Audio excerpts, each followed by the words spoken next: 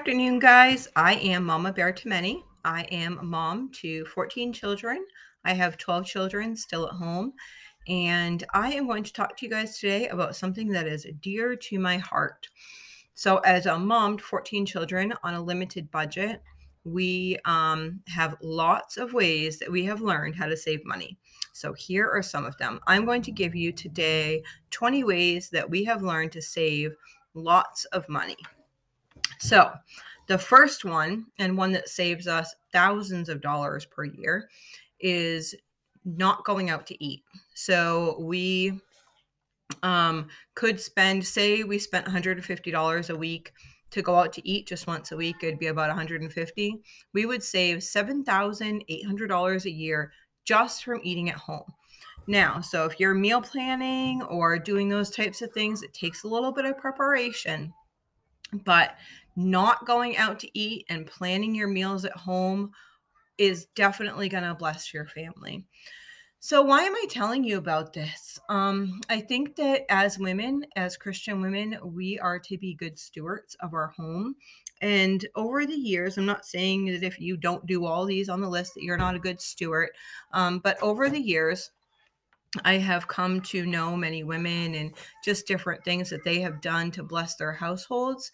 And some of these things are the things that I'm going to share with you today, because it's hard to raise kids in a world where everyone just wants, and they need more. And I think that a lot of times we get in this thought process of needing to do less and not working as hard or as much, but really that's not a biblical that's not really biblical, because it does talk about work and being a good steward and those types of things. And I want to be a good steward of our finances, and I want to use our finances in a way that's going to glorify God first and foremost, and in a way that my husband and I agree on, rather than making like impulse type purchases.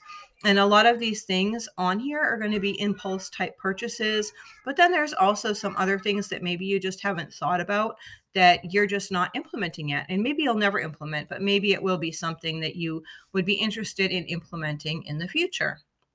So the first one is not going out to eat. So we do not go out to eat, and we save quite a bit of money. Occasionally, we may grab like a coffee if we're way out, but I really try to prepare something ahead of time. And if I don't, I try to do it as cheaply as possible. Sometimes in the summertime, if we just, or whenever, if we happen to catch ourselves short, instead of like going to McDonald's and buying my children all a Happy Meal, then I might go to the grocery store and buy like, a thing of iced tea and peanut butter and jelly. Or if I did go buy like a McDonald's, I might buy a bunch of hamburgers. I know the prices of hamburgers have gone up, but it used to be years ago that you could buy like a hamburger for $1. I know that that's not the case now, but it's still a lot cheaper to buy like a bunch of hamburgers. They spend $20 instead of like $150. That's a lot better. But really going to the grocery store and even buying like rice cakes and peanut butter and jelly, rolled up lunch meat, something like that. It's going to be a lot healthier, as well as save your family a lot of money. But most of the time, the biggest thing is, and I'm telling myself this now too, is plan. If you're going to be going, you're going to be going, grab a bag, throw some stuff in it, buy things that are easy to just throw in the bag. Today, we were going to be going out, and I totally ran out of rice cakes. One of my to-go things, especially not being able to do the bread and that type of stuff, is to throw rice cakes, peanut butter, and a spoon in a bag, along with say like some fresh fruit or something, and I can just grab that really quick and we can go quick. So keeping those items on hand in order to be able just to chuck them in a bag to bring them with you. Okay, so another huge saver is number 2 is going to be no new furniture.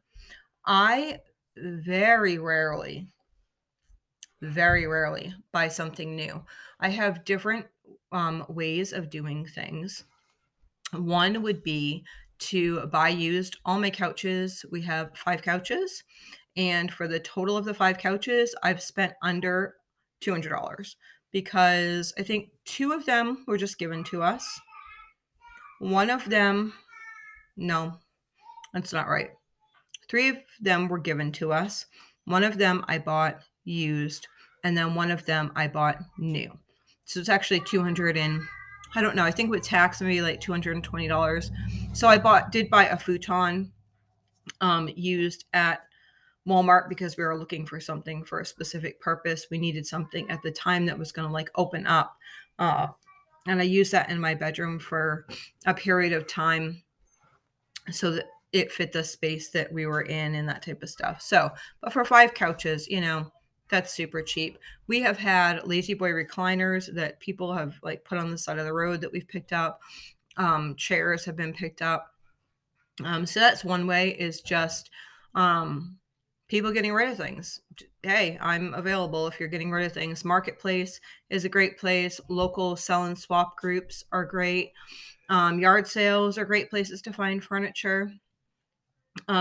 For us, I do not like furniture that has been in a house that people have smoked in or that has dogs or cats, because, or that you can visually tell that they had dogs or cats, because it just doesn't seem, the dander and stuff just doesn't seem to get out of the furniture.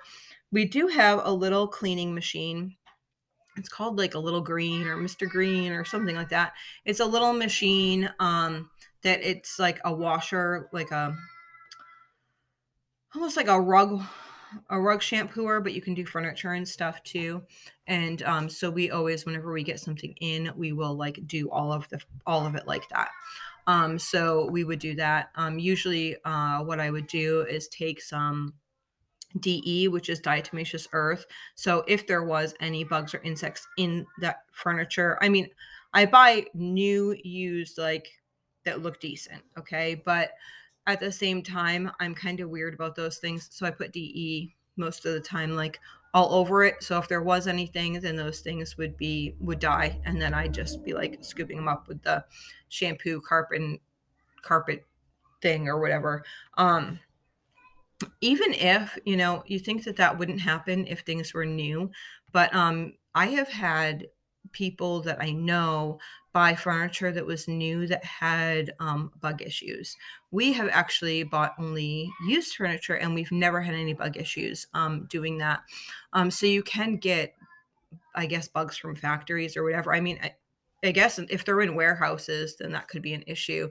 I just do it just in case there was like fleas or something on somebody's animal or whatever. But that's just how I treat my used stuff as soon as I get it in. And so, yeah, I have never had any issues with that, but I have been asked that question a lot. And I do know of an instance that somebody got something direct from the store and it I think it had bug beds in it, bed bugs in it, which is yuck. Anyway, or they're assuming that it was coming from the situation. It was years ago. Okay, so used furniture. Another good thing is if you go onto Amazon and you're looking at a product, the chairs that I have here in my dining room, I kind of had my eye out for those.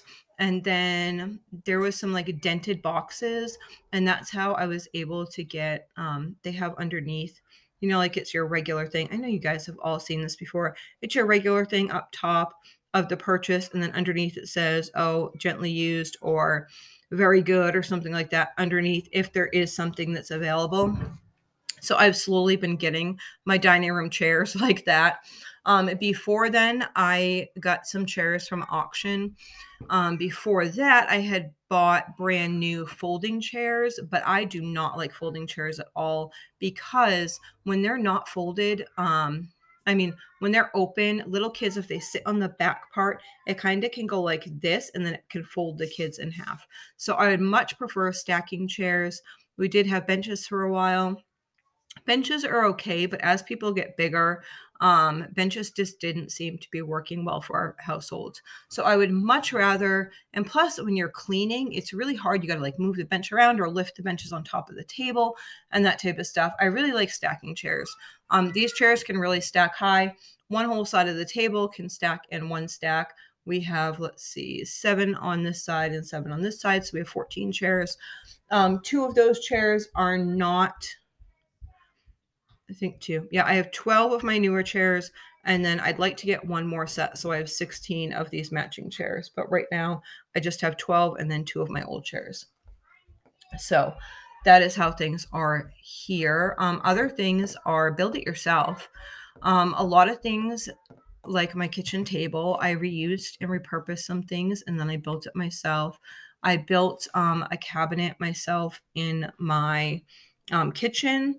And then recently, I think that you saw in the video when I redid the rooms, I built that big like bench type thing from like scrap wood so it would work for our family.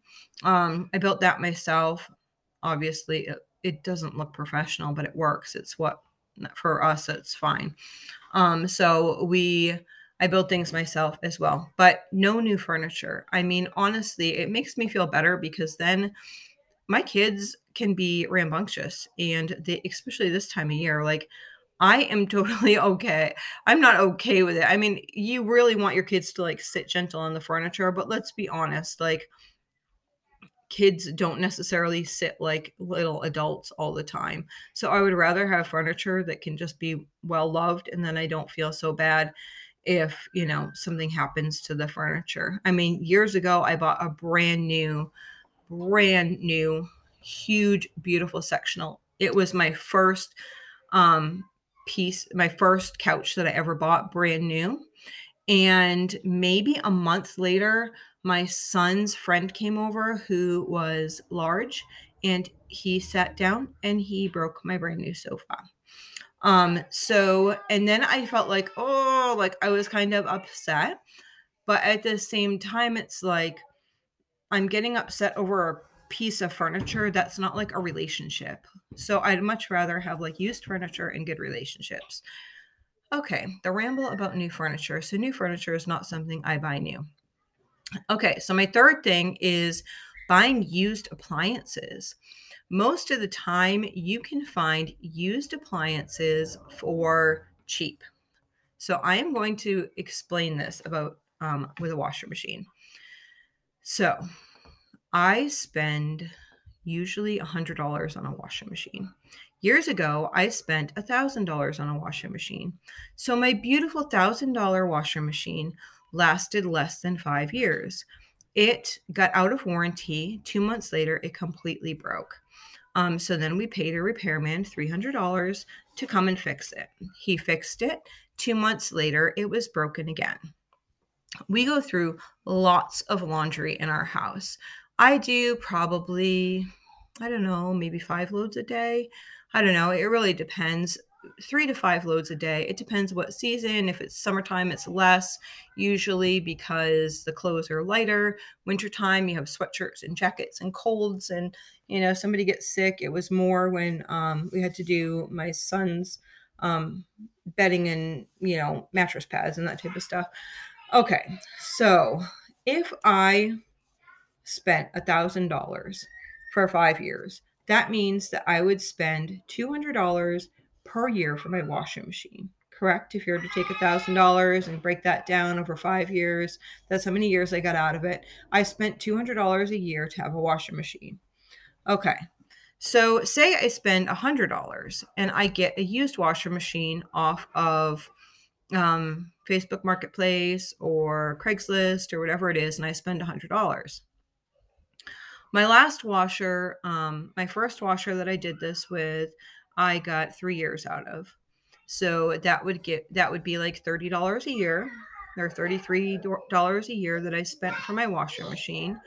And the washer was great. It was it was like a top loader and it was a great washer machine. And so since then I was like, why am I buying all these brand new washer machines because they keep breaking down so soon. I would rather just buy a used washer machine and save the money. So I buy used washer machines, and I am really an advocate for buying used washer machines, especially if you have a big family, because you're doing so many loads per day. And yeah, used washer machines. And the older the better. I love the old washer machines. For me, I love the old washer machines that really like soak the clothes. Right now I don't. I have a front loader, and honestly, the front loader washer and dryer, they look really great.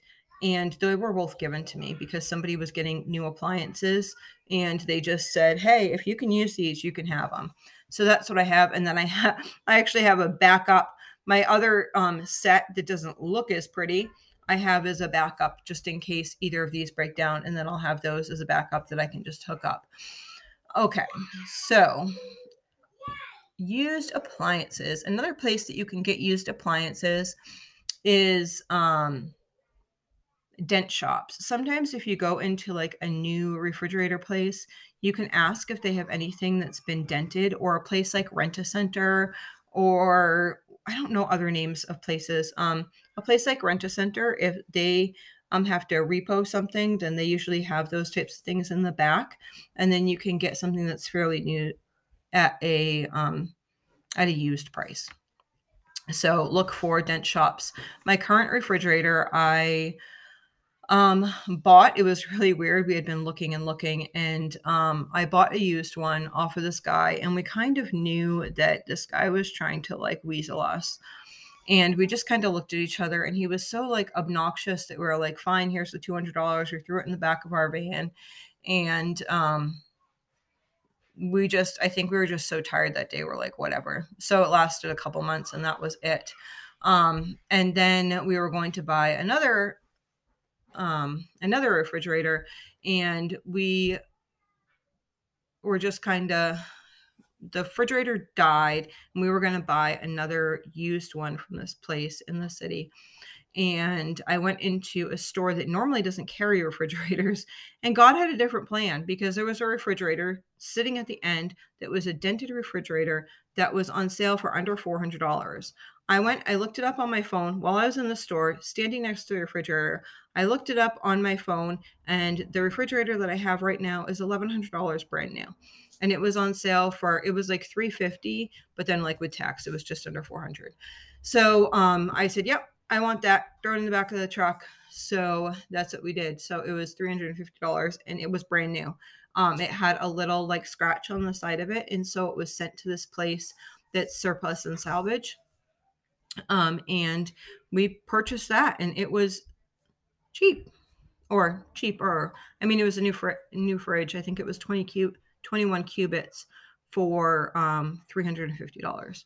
So that was good. So we just got that a couple months ago. So used appliances, number 3. Okay, 4, used or discount clothing and end of the season sales. So this time of year, I think you guys have seen other videos with me. If you haven't, check out some of my other shopping videos. I'll link one of the clothing videos down in the link in the description box below. I buy things at the end of the season. For instance, I just bought all the kids' jackets, all the younger kids' jackets, for $5 for next year. So all the jackets that I just purchased were for next year, and I'll put those up in the attic, and then I'll pull them down, and they'll have brand new jackets for $5 next year. So I like to buy things like that. They also got some sweatshirts that have like the inside like fuzzies in them, like the thick padded sweatshirts. Those are great for like in between seasons, like spring and fall. Got those for $4 a piece. So I love end of season sales. I get a lot of stuff end of season. I just bought them all sneakers. Those were all end of season sale. Those were $3 a piece. Some of them, the older girls were $7 or $10. Anyway, cheap. So I get a lot of end of season sale, brand new stuff. Also buying used thrift stores, consignment stores, that type of stuff. Great. A lot of the baby stuff that I get, there's a place in the city, and it's called Once Upon a Child, and they have a lot of like baby swings, walkers, toys. They have some clothes, gently used baby items, and I usually get my stuff there for that type of stuff. So yeah, used or discounted clothing is another way to save. Okay, number 5, you probably already do this, but you might not because of the day and age that we live in, is books. There are lots of ways that we can save on books. The best way, I feel, is going to the library. You can go to the library for little or no cost. Go to the library. If your library charges for a library card, ask them if it is cheaper for a child to get a library card, and then everybody just use that child's library card instead of an adult's library card. For us, our semi-local library is $25 for an adult library card, or it is $5 for a child's library card. Most of the books that we're getting are child's books, so therefore we get a child's library card. So we use the library. Use multiple libraries. Use interlibrary loan systems. That works great. Another thing that is totally awesome that I recently came up with is you can go to YouTube and type in, if there's a book that you're looking for, type in the book name and then audiobook, or audiobook and then the book name. And a lot of teachers, I think during COVID, were actually reading stories, a lot of the popular stories. They're reading the stories out loud, and the audiobook is available right there on YouTube as an audiobook. So we use that a lot. So you can YouTube whatever the book is, and then buy a one of my friends, I never knew about this thing until this past summer. Our friends bought us a Bluetooth speaker because we had no clue what it was. So thank you to Sarah and Mark for buying that for us, because it's changed our life. So yeah, you put the Bluetooth speaker on, and voila, everyone can hear the book. How cool is that? So yeah, using the library, using YouTube, or I know there's some paid services as well for audiobooks, but we don't use those. We just use YouTube and the library for that. Another place that you can go to is thriftbooks.com. If you are a teacher or a homeschool teacher, you can sign up for their teachers program. So things that I can't get in either of those areas, or reference types books that I'm going to reference again and again, then I might purchase on something like Thrift Books, which is totally awesome. You can also go on Amazon, and sometimes they have used books and such on there, but we usually just use Thrift Books because they have such great deals, and it's like free shipping if you buy like a certain dollar amount and that type of stuff. So Thrift Books, I will leave a link to Thrift Books down below as well. Okay, so tip 6. Oh, I didn't say these are not in any type of order, because obviously the library and the clothing, they're totally off thing. And then this one's going to be totally off. So tip 6 is to use your leftovers. Learn how to take your leftovers and recreate that into soups or casseroles. Use your leftovers, have a leftover day, which does go into number 7, which is use soups or casseroles to stretch all those little tidbits. I know some families, they will take all their tidbits of meat and vegetables throughout the week, and they'll chuck them into a zipper bag. And then at the end of the week, they have like, they call it refrigerator soup, or have a whatever name of it for it. And they just dump it all out and they recreate it. I have not done that currently. I have in the past on occasion, but I'd rather be like, hey, there's meat and corn and whatever, and I want to make like taco soup flavored or something like that. So yeah, just using up those leftovers, because why throw them away? Okay, so tip number 8 is going to be going to the stores less. For me, that means if I can do once a month shopping, then I'm going to do once a month shopping. Before I had to go pick up pig food in town, I used to do once a month shopping, period, end of sentence. I did not go to town for shopping at all. Now I do once a month shopping, and then I usually do 2-week, like bi-weekly type shopping, and pick up fresh fruits and vegetables and that type of stuff. But stay out of those stores. I do not like, everyone's going to probably get upset with this, I don't like grocery pickup. We just got grocery pickup, so I may just be a little leery of it because of that. But I know on many occasions they have said that they don't have an item, and then I go in the store and they have the item that I want.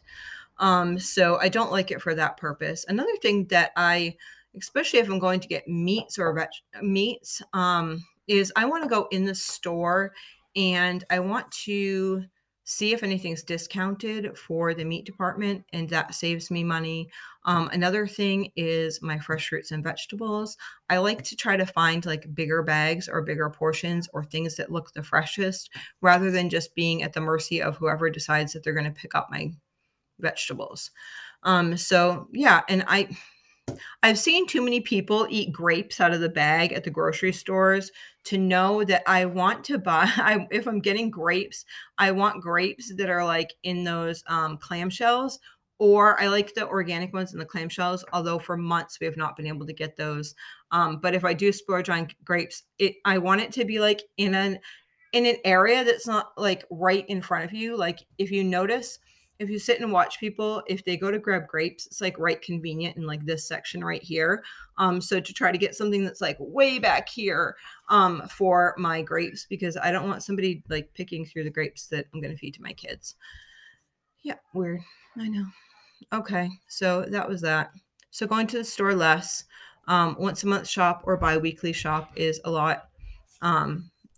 Even once, I know a lot of people, they go just once a week, but then they send their husband out for this and this and this once a week. Well, you're still like, try to prepare so you can like do that whole week without sending anyone else shopping, because that will save you a lot of money. Because all those little trips of, hey, can you pick up this, this, this, and this, all add up. Okay, 9. This is huge. Keep a well-stocked pantry. Keep a well-stocked pantry. I want you to be able to, or I want to be able to go in my pantry and make whatever I need to make from food that I have. I want to be able right now to go and not have to go to the store and make 30 meals if I want to do that. Keep a well-stocked pantry. It is going to save you hundreds, if not thousands of dollars per year. If you are buying for each meal that you want to create, you are wasting so much money. Don't purchase things just for meals. Keep a well-stocked pantry.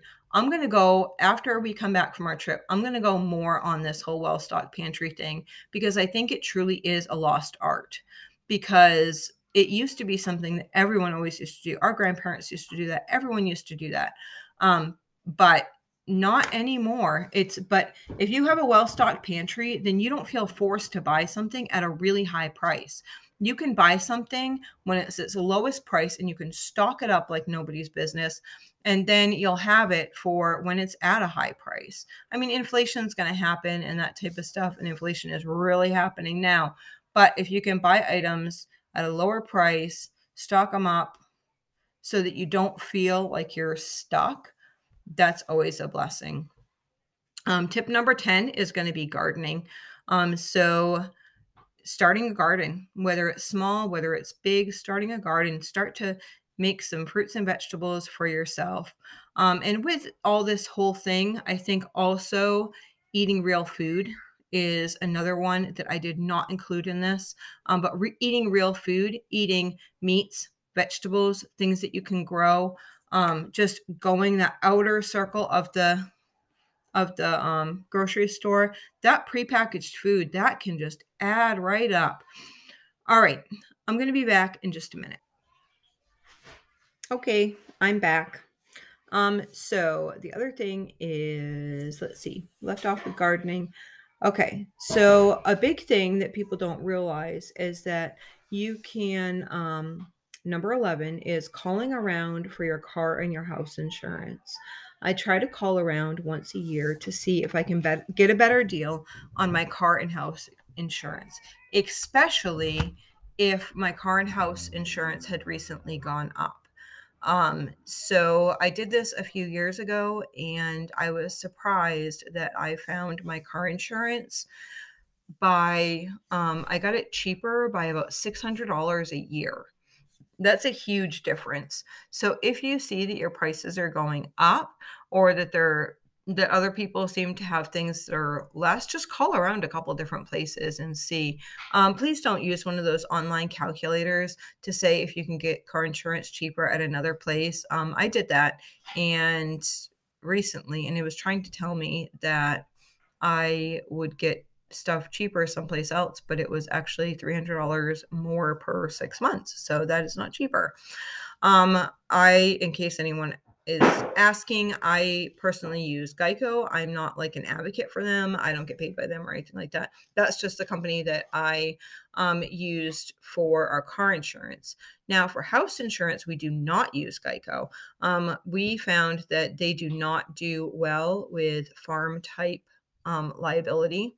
And so we do not use them. We use a more local company. I believe that it's called Vermont Mutual. Not quite sure. We actually go through a local agency, which is a Sherrard agency, and they help find us whatever is cheaper, and they have the insurance. Last year, I believe it was Vermont Mutual, but I'm not quite sure this year what they found us. Although I just got a bill, so I just haven't looked at my bill appropriately yet. So anyway, calling around trying to find cheaper car and house insurance. Okay, a quick and easy one is number 12, and it's surprisingly to me, a lot of people don't do this, and I kind of get shocked by this. Drink water. I know that sounds so silly, but water is free or cheap, and you get this water bottle and you just fill it up with water and then you drink it. And then kids and stuff, they have their water bottles filled with water, or they have their cups filled with water and they drink water. When we have raw milk, sometimes they'll have a treat of raw milk. Sometimes if we have a function or something, we might have some juice, but overall we drink water and coffee. We do have coffee, but we make our own coffee. And no, we don't have a special coffee maker. We just have like the old fashioned, like $10, $15 coffee pot. It doesn't even have a timer on it for when who's going to start it at a certain time or whatever like that. Nope, just pour the water on top, add some coffee, and have some coffee. So yeah, for us, that's pretty cheap. Coffee and water. So yeah, drink water, lots of water. It's cheap. I can't imagine, like, if we drank juice if we drank milk and everyone just had a glass of milk, that'd be a gallon of milk. If everyone had water, that would be like 2 quarts, 3 quarts of juice, so that could be really expensive over time. So drinking water is a huge savings, and it's a quick switch over or whatever. Okay. So 13, make your own coffee. Like I just said, we have a $15 coffee pot. We make coffee. So then if we are going someplace, everyone brings their to-go cup that drinks coffee. And I thought it was right there. It's not right there. We went out today. Everyone brings their to-go cup for coffee. My husband brings his to-go cup for coffee. Just like the regular, like Yeti type cups or whatever, for coffee. If we are going to be gone for a really long period, we have a thermos that's about this big. Can you see it? About that big. It's actually a real big one, and it can fill, I think, like 3, maybe 4. I'm not quite sure. Anyway, big thermos. We fill it with coffee, and then we add like the little tiny packets of creamer and sugar. We keep those in the vehicle that we could have coffee that way. If we were going to be gone for a prolonged period of time. Usually we make 2 pots in the morning, and then we also have myself, my husband, 2 of the girls, and my son all drink coffee. So there's 5 people drinking coffee. So we usually make 2 pots in the morning and then 1 pot in the afternoon. Okay, so let's see. Number 14 is, are you working outside of the home? Then make a lunch, because that's going to save you oodles of money. There is lots of different ways to make lunch. I might go over as we when we come back and stuff, things that I make for my husband's lunch, because we do not, I try to avoid sending him with bread, but he needs to have lunches that he can eat easily on the go. And I might go over some of those to give you guys some ideas, because I find that that is one thing that's hard, or has been hard for me to learn to regroup in that manner without using bread. Okay, number 15 is wash most of our clothing in cold water. So, unless it's actually like a hot wash, like nasty towels, that type of stuff, we wash most of our clothing in cold water, and that saves money on your hot water heater. Another thing that kind of goes along with that is, I don't, everyone's going to be like, oh, you're dirty. Not taking full showers every day.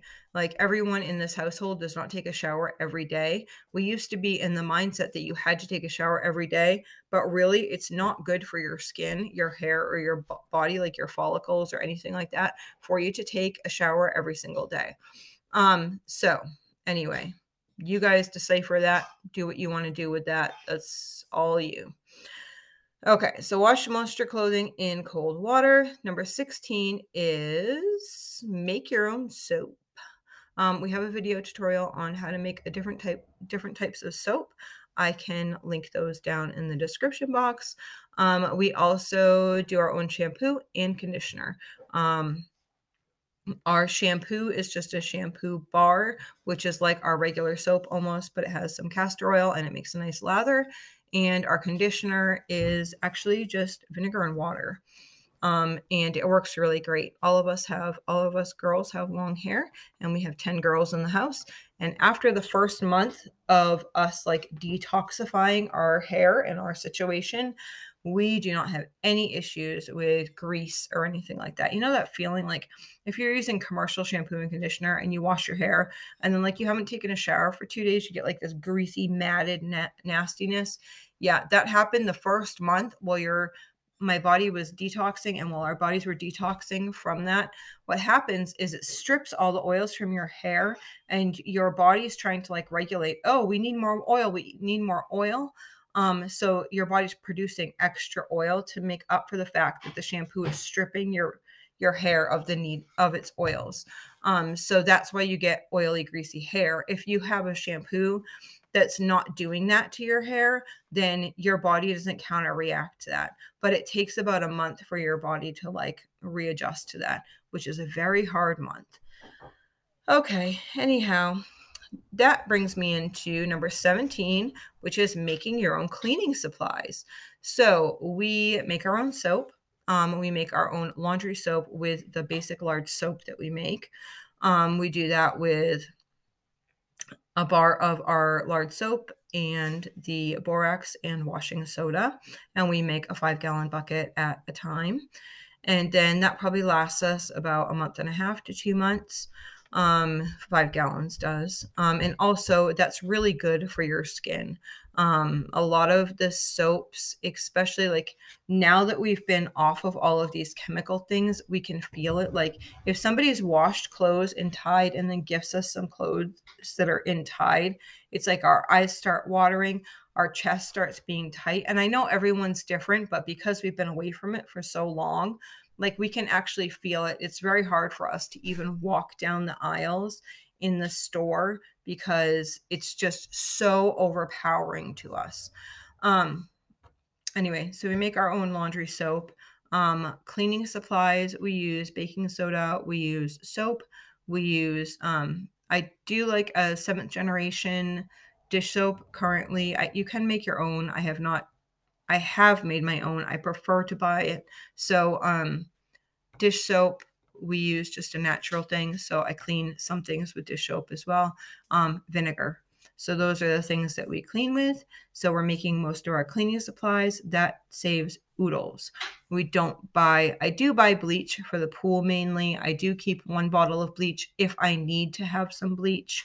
But overall, the vinegar and the baking soda are what does it for us. Yeah, if you want, you can add some essential oils into there, but you don't have to. So 18 is we save on vacations by going camping. That saves a bunch of money. Tent camping is cheap and it allows you to go on vacation and spend quality time with your family. All right, so 19, we choose free activities like historical sites, walks, hiking, waterfalls, covered bridges, oceans, lakes. We just choose some cool, fun activities. We will meet up with some friends, and some of us bring like boats and paddle boards and whatever, and everyone kayaks, whatever, and everyone just kind of meets up, hang out at the lake. We'll pack a picnic. Everyone will just kind of go out in the water. The little kids will play in the water. We have this really cool place, or I think it's really cool. So it's about an hour from our house. You go down a road, and on the left half, it is an ocean. And so we live in Maine, and most of our ocean areas do not have sand, but it's like white sand ocean. Now, the water is cold. We live in Maine. My kids are totally used to it. They can go swimming in the ocean, no issue. They all go out in the ocean. So white sand, beach, ocean over this side. This side, grass, a big lake. So then they'll want to like paddleboard, canoe, all that type of stuff out in the lake. There's a playground and stuff over that side. So it's really kind of cool. But it's all free or cost of parking or whatever. Like that's like a state site. So you can get like a state park pass. That's another option for you. So the last thing that I have on here is no subscriptions. So magazine subscriptions. Are you really reading those magazines, or are they getting shoved in the corner? Be honest with yourself. Get rid of the magazines. Get rid of the things that you're not using. What about things like Netflix, Hulu? There's so many of them right now that it's just unbelievable. Are you really using those? Could you go with less? Cancel them. Cancel them. Push no. Be like, oh, yes. Just take a day and be like, okay, what are we actually paying for? Okay, what aren't we actually using? Because a lot of times we sign up for things like to watch a movie that we want to watch, and then it's like, oh, we just started paying for that. Or you're under like a free trial, and hey, the free trial ran up, and oh, I've been paying for this for 6 months, but I've only watched one movie off of it. So pay attention, cross them off your list, and say, no, I'm not going to be part of this whole subscription type crazy. So I hope these 20 tips helped you. If I come up with any more, then I'll be sure to share them. Sometimes like it's become such our life that I don't even realize that it's a way that I save money. But I was asked by somebody to share ways that I save money. So this is what I just thought of real quick. And so I thought I'd share it with you guys as well. So I hope you all have been blessed. And if there's any ways that you like to save money, please leave them down below so we can all save together.